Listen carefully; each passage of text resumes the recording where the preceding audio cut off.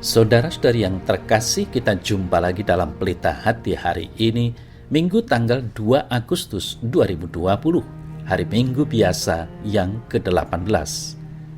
Bersama saya Romo Thomas Suratno SC dari Paroki Cilandak, Jakarta Selatan, mendengar dan merenungkan Sabda Tuhan, yakni firman Tuhan yang tersurat di dalam Injil Matius, bab atau pasal 14, ayat 13 sampai dengan ayat 21. Setelah Yesus mendengar berita itu, menyingkirlah ia dari situ dan hendak mengasingkan diri dengan perahu ke tempat yang sunyi. Tetapi orang banyak mendengarnya dan mengikuti dia dengan mengambil jalan darat dari kota-kota mereka. Ketika Yesus mendarat, ia melihat orang banyak yang besar jumlahnya, maka tergeraklah hatinya oleh belas kasihan kepada mereka dan ia menyembuhkan mereka yang sakit. Menjelang malam, murid-muridnya datang kepadanya dan berkata, "Tempat ini sunyi dan hari sudah mulai malam.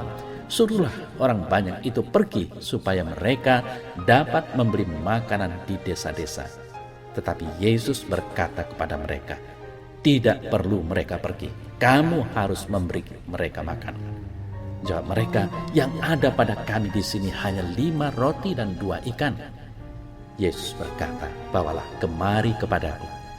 Lalu disuruhnya orang banyak itu duduk di rumput, dan setelah diambilnya 5 roti dan 2 ikan itu, Yesus menengadah ke langit dan mengucap berkat, lalu memecah-mecahkan roti itu dan memberikannya kepada murid-muridnya, lalu murid-muridnya membagi-bagikannya kepada orang banyak.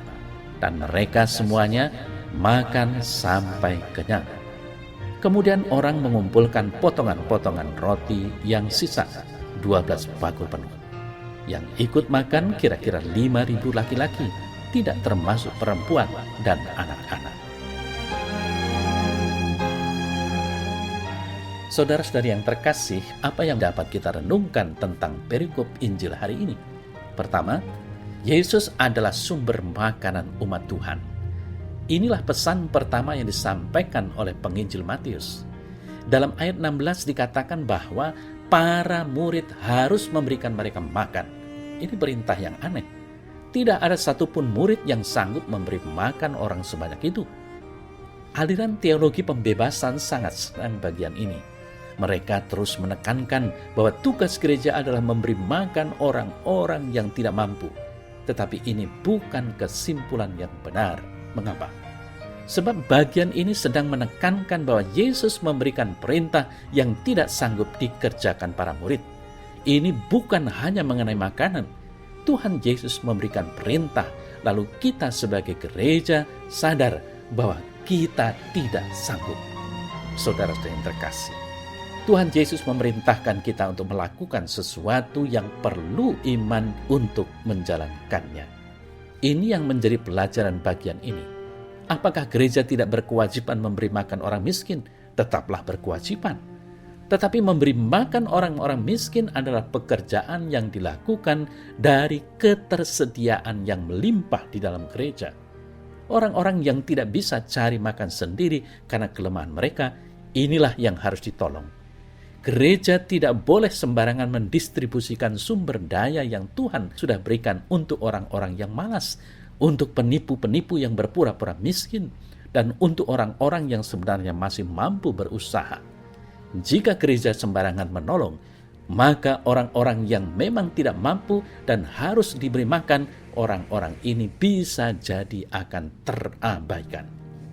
Saudara-saudari yang terkasih, yang mau ditekankan oleh penginjil Matius di sini adalah Yesus memberi perintah yang mustahil. Mustahil dan hanya bisa terjadi kalau Yesus melakukan mukjizat. Inilah yang disebut dengan perintah untuk beriman. Perintah yang menuntut bukan hanya seluruh harta, tetapi bahkan lebih lagi daripada apa yang kita miliki. Perintah yang menuntut janji iman. Inilah yang Yesus sedang kerjakan. Dalam pengalaman hidup dan realita menunjukkan mungkin masih banyak di antara kita orang beriman Kristen yang begitu pelit kepada Tuhan dan sesama. Belum menjadi sesama yang murah hati dan berbelas kasih bagi mereka yang menderita. Ini artinya apa? Ini artinya kita belum menghayati dengan benar iman kita. Lalu, bagaimana mungkin kita sanggup akan menjalankan perintah Tuhan yang melampaui apa yang kita miliki? Murid-murid diperintahkan untuk memberi makan 5.000 orang laki-laki, belum termasuk perempuan dan anak-anak. Meskipun semua pembekalan mereka dikeluarkan pun tetap tidak cukup. Dengan kata lain, mereka sudah tidak punya makanan. Saudara saya terkasih, rasanya mustahil memerintahkan orang lapar untuk memberi makan orang lapar yang lain. Namun percayalah, siapa yang datang kepada Tuhan dengan mengasihani diri, Tuhan akan memerintahkan untuk belajar mengasihani orang lain. Biarlah Tuhan yang mengasihani diri kita, sedangkan belas kasihan kita harus kita berikan kepada orang lain, dan bukan untuk diri kita sendiri. Perintah yang mustahil inilah yang melatih kita untuk senantiasa bergantung kepada Tuhan dan berharap Dia sajalah yang bekerja. Inilah yang Tuhan ingin kita peroleh. Iman yang melihat kepada Tuhan dan ucapan syukur serta perasaan kagum yang muncul setelah melihat Tuhan bekerja. Saudara saya terkasih, Tuhanlah yang memberi makan umatnya. Yesus adalah Tuhan Allah yang menjadi sumber makanan, sumber keselamatan, sumber pertumbuhan iman, dan sumber kebenaran dari umat Tuhan. Dialah yang mencukupkan kebutuhan kita, gerejanya. Setelah iman kita dilatih dengan hal-hal seperti ini, barulah kita dapat memiliki kekuatan iman yang sesungguhnya. Kekuatan yang mengandalkan Tuhan untuk mengerjakan hal-hal besar di dalam hidup kita demi kemuliaan-Nya. Saudara saya terkasih, hal kedua adalah Yesus melakukan segala sesuatu didorong oleh belas kasihan-Nya. Yesus tidak melakukan mukjizat-Nya untuk mendatangkan kekaguman orang atas dirinya. Dia tidak mencari itu. Dia tidak punya kerinduan untuk namanya ditinggikan. Yang Dia lakukan adalah agar orang-orang mempermuliakan Bapa di sorga. Tuhan Yesus memberi makan 5.000 orang bukan supaya Dia mempunyai pengaruh yang besar kepada mereka. Ingatlah bahwa Tuhan Yesus tidak mau menjadi raja, pemimpin dari 5.000 orang itu. Dia justru meninggalkan mereka dan pergi bersama dengan murid-muridnya. Saudara saya terkasih, banyak orang menolong orang lain demi mengharapkan balas jasa. Ada juga yang menolong orang lain karena percaya karma. Kalau kita baik kepada orang lain, maka nanti kita pun akan menerima kebaikan. Tuhan Yesus berbuat baik di dalam hidupnya di dunia ini, tetapi orang-orang menggantung Dia di kayu salib. Apakah balas jasa yang Yesus terima? Hinaan, cercaan, aniaya, kematian, itulah yang Dia terima. Setiap orang dengan motivasi egois tidak pernah bisa melepaskan keuntungan pribadi di dalam apa yang dia lakukan. Tetapi Yesus tidak demikian.